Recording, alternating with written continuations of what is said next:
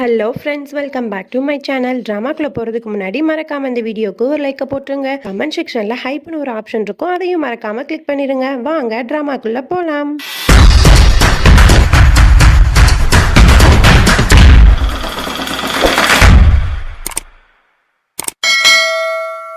Starting சீனில் தியாவி ரதன் சிங்கின்னு தான் காட்டுறாங்க. ரெண்டு பேருமே அந்த கோட் வேர்டுக்கு என்ன மீனிங் அப்படிங்கிற மாதிரி ரெண்டு பேரும் யோசிச்சு கன்ஃபியூஸ் ஆகிட்டே இருக்காங்க.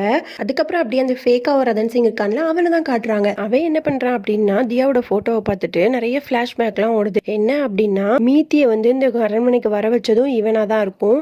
அதுக்கப்புறம் ரதன் சிங் வந்து லண்டனில் ஒரு கோச்சுக்கிட்ட பேசியிருப்பான்ல, அவனை வந்து பக்கத்தில் வந்து இருந்து மிரட்டி இந்த மாதிரி வந்து இவன் ரதன் சிங் இல்லை அப்படிங்கிறத சொல்ல வச்சதும் இவனாக தான் இருப்பான். அப்புறம் வந்து ஒரு கிராமத்துக்கு போய் ரெண்டு பேரை பார்த்துருப்பாங்கல்ல, அது எல்லாமே இவனோட பிளான் தான். அதுக்கப்புறம் டிஎன்ஏ டெஸ்ட் எடுத்திருப்பாங்க, அதில் ரிப்போர்ட்டை மாற்றி வச்சு பிளான் பண்ணதும் இவன் தான். இந்த மாதிரி எல்லாமே ரதன் சிங்க்கு ஆப்போசிட்டாக பண்ணது எல்லாமே இவனாக தான் இருப்பான். அப்புறம் நம்ம தியாவே ரதன் சிங்கையும் காட்டுறாங்க. இவங்க ரெண்டு பேரும் அந்த சுவரில் வந்து நிறைய அந்த கோட் வேர்டு என்னவா இருக்கும் அப்படிங்கிற மாதிரிலாம் எழுதி பார்த்துட்டு இருக்காங்க. இப்போ தியா ரொம்ப டென்ஷனாக இருக்கிறத பார்த்துட்டு ரதன் சிங் வந்து இந்த சாக்லேட் அப்படின்னு ஃபர்ஸ்ட் கூல் ஆயிரு அப்படிங்கிற மாதிரி ரொம்ப ஜாலியாக பேசிட்டு இருக்காங்க. இப்போ கரெக்டாக அந்த இடத்துக்கு யாரோ வர மாதிரி இருக்கு. உடனே லைட்லாம் ஆஃப் பண்ணிட்டு ரெண்டு பேரும் போய் ஒளிஞ்சுக்கிறாங்க. பார்த்தா அத்தக்காரி தான் ஏதோ ஒரு சவுண்டு கேட்டு அந்த ரூமுக்கு வந்திருப்பா. அதுக்கப்புறம் அவளும் வந்து யாரும் இல்லை அப்படின்னு சொல்லிட்டு அந்த இடத்த விட்டு போயிடுவா. அதுக்கப்புறம் தியாவும் ரதன் சிங் பேசிக்கிறாங்க. இந்த மாதிரி நாளைக்கு நம்ம ரொம்ப பாதுகாப்பா இருக்கணும், என்ன கோட் வேர்டுங்கிறத நம்ம கண்டுபிடிச்சே ஆகணும் சீக்கிரம், அதனால நீ எல்லாரையும் வாட்ச் பண்ணிட்டே அப்படிங்கிற மாதிரி ரெண்டு பேரும் பேசிட்டு அந்த இடத்த விட்டு போயிடுவாங்க. அதுக்கப்புறம் வந்து அந்த ஃபங்க்ஷன் நடக்கிற இடத்த தான் காட்டுறாங்க.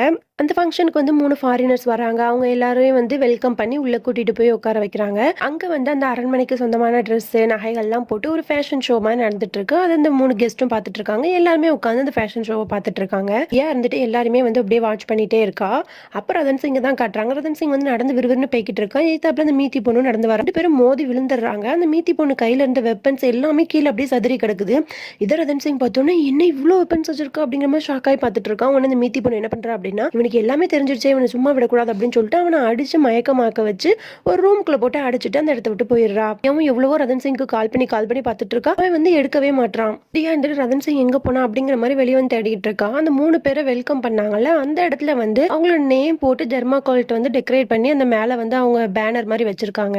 அதுல வந்து நடுவுல இருக்க ஒருத்தரோட நேம்ல இருந்து ஒரு லெட்டர் மட்டும் அந்த பேப்பர் வந்து அப்படி கீழே விழுந்துருது. உடனே தியா இருந்துட்டு அதை எடுத்து ஒரு ஏணிலாம் ஏறி அதை வந்து மாற்றா. அப்பதான் அவளுக்கு ஸ்ட்ரைக் ஆகுது, அந்த கோட் வேர்டுக்கு ஆன்சர் வந்து இவங்களோட நேம் தான் அப்படிங்கிற மாதிரி அவ வந்து கண்டுபிடிச்சிடுறா. அப்புறம் அப்படியே ரதன் சிங்கை தான் காட்டுறாங்க. அவன் மயக்கத்துல இருந்து எழுந்து அந்த ரூமை விட்டு எப்படியாவது வெளியே வரணும், தியா கிட்ட இந்த விஷயத்த சொல்லியே ஆகணும் அப்படின்னு சொல்லிட்டு அவன் எவ்வளவோ கஷ்டப்பட்டு வெளியே வந்துடுறான். தியா கிட்டேயும் வந்துடுறான். தியா அந்த மாதிரி மீத்தி பொண்ணு வந்து இந்த மாதிரி நிறைய வெப்பன்ஸ் எல்லாம் வச்சிருந்தா, அவளும் வந்து அந்த ஃபேக்கா இருக்கான்ல ஒருத்தன், அவனோட ஆள் தான் போல அப்படிங்கிற மாதிரி சொன்னோன்னு யாவும் சொல்றான், ஆமா ரதன் சிங், நான் இப்ப இந்த கோட் வேர்டுக்கான ஆன்சர் கண்டுபிடிச்சிட்டேன். அந்த 3 ஃபாரினர்ஸ் வந்திருக்காங்கல்ல, அது ஒரு ஃபாரினர்ஸோட நேம் தான் அந்த கோட் வேர்டு அப்படிங்கிற மாதிரி சொன்னோன்னு ரெண்டு பேரும் ஷாக் ஆயிடுறாங்க. அப்ப எப்படியாவது அந்த முத்துமாலையை வந்து நம்ம சேஞ்ச் பண்ணியே ஆகணும், அதுலதான் ஏதோ ஒரு ஆபத்து இருக்கு அப்படிங்கிற மாதிரி சொல்லிட்டு என்ன பண்றாங்க அப்படின்னா, ரெண்டு பேருமே அந்த இடத்த விட்டு போயிடுறாங்க. தியா நேரா வந்து அந்த ஃபங்க்ஷன் நடக்கிற இடத்துக்கு போறா. அங்க பார்த்தா ஒவ்வொருத்தருக்கா வந்து அந்த முத்துமாலையை வந்து பிரசன்ட் பண்ணணும்னு சொல்லிட்டு ஒவ்வொருத்தருக்கா போட்டு விட்டுட்டு இருக்காங்க. அப்ப டக்குன்னு வந்து பவர் கட் ஆயிருது. ரதன் சிங் தான் வந்து பவரை கட் பண்ணிருப்பான். உடனே தியா அந்த கேப்ல வந்து ஒரு மாலையை வந்து மாத்திடுறா. அதுக்கப்புறம் எல்லாருக்குமே அந்த மாலையை மாத்தி விட்டுட்டு எல்லாருமே வந்து ஃபங்க்ஷனை செலிப்ரேட் பண்ணிட்டு இருக்காங்க. அதுக்கப்புறம் நேரா தியாவும் ரதன் சிங் தான் காட்டுறாங்க. அந்த மாலைக்கு பின்னாடி என்ன செட் பண்ணிருக்கானுங்க அப்படின்னா, ஒரு பாம்பை செட் பண்ணிருக்கானுங்க. அதை எப்படியா டிஃப்யூஸ் பண்ணணும்னு சொல்லிட்டு அதுக்கு பார்த்துட்டு இருக்காங்க. அதாவது அந்த ஃபேக்கா ஒருத்தர் வந்திருக்கான்ல, அவன் இந்த மீத்தி இவங்க எல்லாருமே யாரு அப்படின்னா ஒரு டெரரிஸ்ட் கேங். இந்த மாதிரி ஒரு 3 ஃபாரினர்ஸ் வந்து இங்க வராங்கிறது தெரிஞ்சுதான் அவங்க பிளான் போட்டு இங்க வந்திருப்பாங்க. அதுல ஒரு ஃபாரினர் வந்து கொலை சொல்லி அவங்களுக்கு வந்து ப்ராஜெக்ட் கொடுத்துருப்பாங்க. அதை பண்றதுக்காக தான் இங்க வந்திருப்பாங்க. அதுக்கப்புறம் தியாவும் ரதன் சிங் வந்து அந்த பாம்பை எப்படியோ வந்து டிஃப்யூஸ் பண்ணிடுறாங்க. அதுக்கப்புறம் தியாவும் ரதன் சிங் எப்படியாவது அவங்க 3 பேருமே காப்பாற்றி ஆகணும் அப்படின்னு சொல்லிட்டு என்ன பண்றாங்க அப்படின்னா, அங்க வந்து ஒரு டான்ஸ் ப்ரோக்ராம் இருக்கும் அந்த ஃபங்க்ஷன்ல. அதுல இவங்களும் டான்சர்ஸ் மாதிரி நல்ல டான்ஸ் ஆடிக்கிட்டே இருக்காங்க. அதுக்கப்புறம் வந்து அந்த ஃபேக்கா இருக்கான ரதன் சிங் அவனோட கண்ணை மறைச்சு எப்படியோ அந்த 3 ஃபாரினர்ஸையும் வந்து அந்த இடத்த விட்டு தனியா கூட்டிட்டு போய் ரூம்குள்ள வச்சு இந்த மாதிரி உங்களை கொல்றதுக்காக வந்து டெரரிஸ்ட் வந்து வந்திருக்காங்க, நாங்க எப்படியாவது உங்களை காப்பாற்றிடுறோம், நீங்க ஒன்றும் பயப்பட வேணாம் அப்படின்னு சொல்லிட்டு அந்த ரூம்லேயே உட்கார வச்சிருக்காங்க. அதுக்கப்புறம் தியா யோசிக்கிறா, போலீஸ்க்கு கால் பண்ண அப்படின்னு ரதன் சிங் சொன்னோன்னே போலீஸ்க்கு கால் பண்றாங்க. ஒரு லைன் எதுவுமே கிடைக்க மாட்டேங்குது.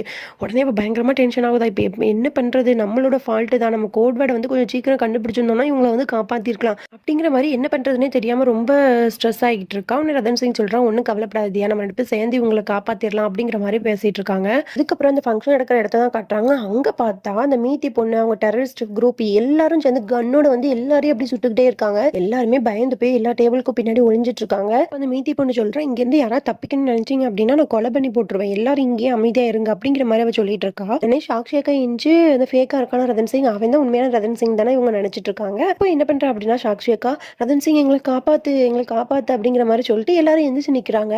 உடனே அந்த ஃபேக்கா இருக்க ரதன் சிங்கும் கையில கன் எடுத்து அவங்கள பார்த்து பாயிண்ட் அவுட் பண்ணிட்டு நிக்கிறான். இதை பார்த்தோன்னு குடும்பத்தில் இருக்க எல்லாருக்குமே ஷாக் ஆயிருது. அதுக்கப்புறம் இந்த மீத்தியும் ஃபேக்கா இருக்க ரதன் சிங் ரெண்டு பேருமே வந்து குடும்பத்தில் இருக்கவங்க எல்லாரையும் ஷூட் பண்ணலாம் அப்படிங்கிற மாதிரி கண்ணை வந்து அவங்கள நோக்கி பாயிண்ட் அவுட் பண்ணிட்டு இருக்காங்க. இதை கரெக்டா தியாவும் ரதன் சிங்கும் பாத்துறாங்க. அவனே வாதியா நம்ம போய் காப்பாற்றலாம் அப்படிங்கிற மாதிரி ரதன் சிங் சொன்னோன்னே, ரதன் சிங் நீ என் மேல ப்ராமிஸா இந்த இடத்த விட்டு எங்கேயும் வரக்கூடாது, ஒழுங்கா ரூம்ல போய் இரு அப்படிங்கிற மாதிரி சொல்லி அவனை வந்து அனுப்பி விட்டுட்டு தியா மட்டும் கன் எடுத்துட்டு வந்து என்ன பண்றா அப்படின்னா அந்த இடத்துல வந்து நிறைய கலர் பொடி இருக்கும். அதை பார்த்து ஷூட் பண்ணோன்னா அந்த இடமே வந்து அப்படியே கலர் ஆயிருதா. அந்த கேப்ல வந்து குடும்பத்துல இருக்க எல்லாரையும் கூட்டிட்டு வந்து காப்பாத்திடுறா.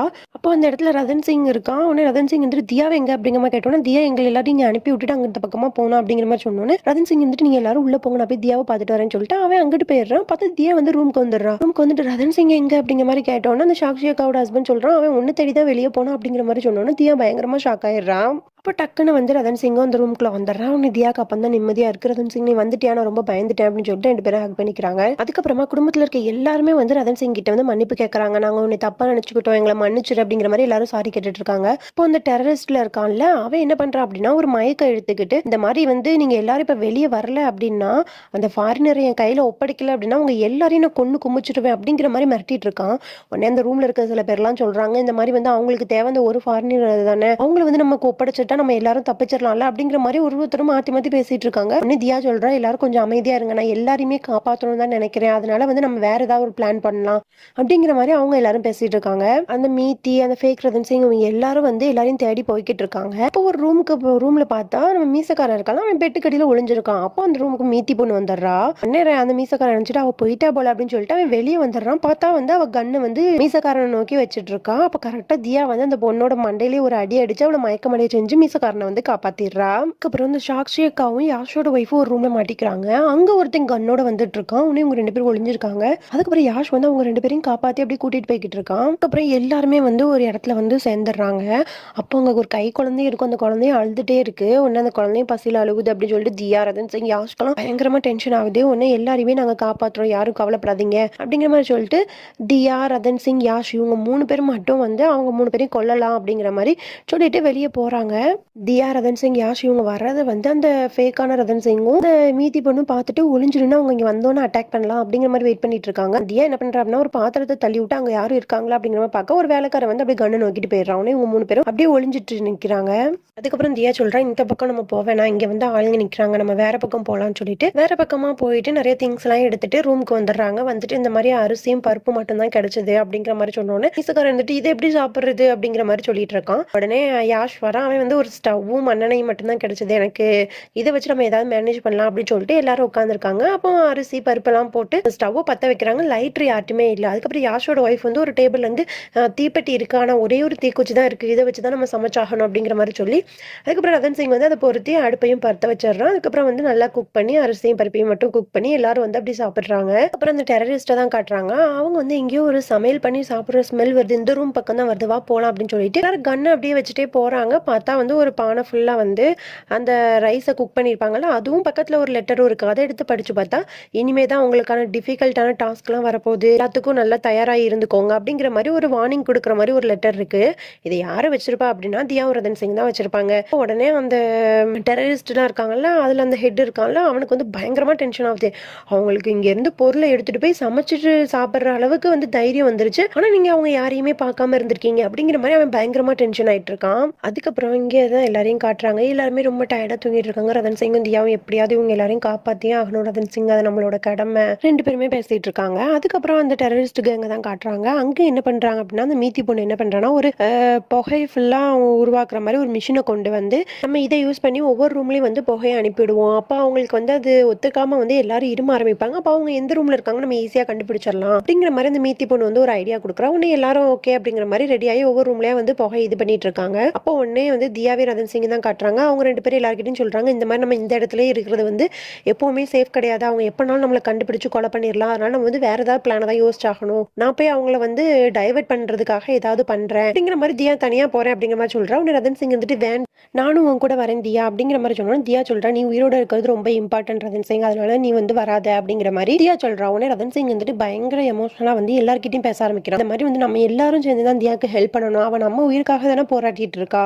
அப்படிங்கிற மாதிரி அவன் எமோஷனலா பேச ஆரம்பிச்சோன்னே எல்லாருமே வந்து அந்த பிளானுக்கு வந்து ஒத்துக்கிறாங்க. அதுக்கப்புறம் தியா என்ன பண்றா அப்படின்னா நேரா அந்த டெரரிஸ்ட் கேங்க்கு முன்னாடி போய் நின்றுறா. இந்த மாதிரி வந்து உங்களுக்கு அந்த ஒரு ஃபாரினர் எங்க இருக்காங்கிறதானே தெரிஞ்சாகணும், அது தெரிஞ்சுட்டா நீ எங்க எல்லாரையும் விட்டுறணும் அப்படிங்கிற மாதிரி சொல்லி ஒரு சார்ட் எடுத்து அந்த சார்ட்ல வந்து இந்த வழியா போனா அந்த ரூம்ல தான் வந்து அந்த ஃபாரினர் இருக்காரு அப்படிங்கிற மாதிரி ஒரு மேப் மாதிரி வரைஞ்சு கொடுக்குறா. அப்போ உடனே அவன் என்ன பண்றான் அப்படின்னா மீத்தியும் இன்னொருத்தனையும் வந்து தியாவை பார்த்துக்க சொல்லி கன்னை வச்சு கொடுத்துட்டு அவனும் இன்னும் 4 பேரும் சேர்ந்து அந்த மேப் வழியா வந்து போய்கிட்டு இருக்காங்க.